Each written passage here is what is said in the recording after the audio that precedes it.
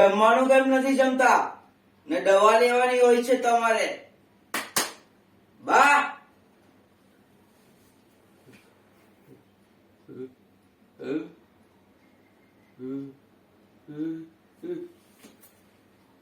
જ્યારે જમવાનું કેમ નથી જમતા? આ દવા લેવાની હોય છે અને તમને ખબર છે કે દવા કેટલી મોંઘી હોય છે અને આ ડોક્ટરો દિવસ રાત તમારી પછાડી હોય છે. તો તમે પહેલા જમી લો. કેમ નથી જમતા?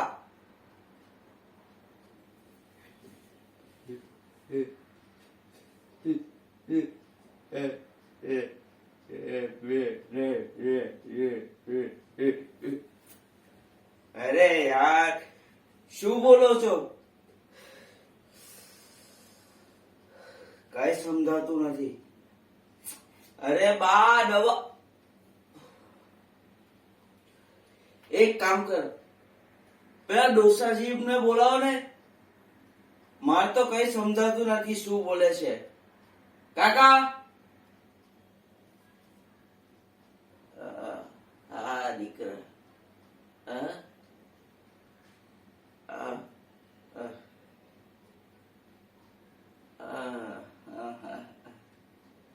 કેમ હવે નહીં સમજાતું? આની વાતો તને નથી સમજાતી. બહુ પોતો લઈ ગયો છે, બહુ પોતો. જ્યારે તું નાનો હતો ને તું મોઢામાં આંગળી નાખતો અને બોલી શકતો ન હતો ને, ત્યારે આ બા તારી વાતો સમજી જતી હતી. હું બોલું છું કે એ શું કહેવા માંગે છે. એને જમવાનું નથી જોઈતું,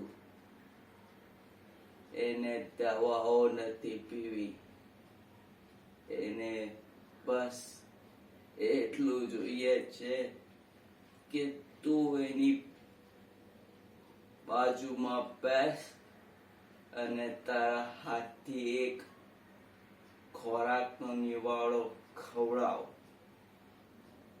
એટલે એની બાજુમાં બેસ, નીચે બેસ. અને તને કહું છું, જ્યારે તું નાનો હતો ને તારા પિતાનું મૃત્યુ થયું હતું,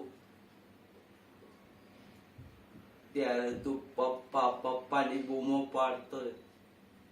એ પપ્પાનો પ્રેમ બી આએ તને આપ્યો છે.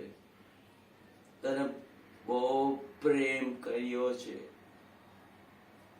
તો સમજો હવે તું એની બાજુમાં બેસ અને એના છેલ્લા સમય સુધી એની સાથે રહે. એને બીજું કઈ નહીં જોઈતું દીકરા, એની સાથે રહે.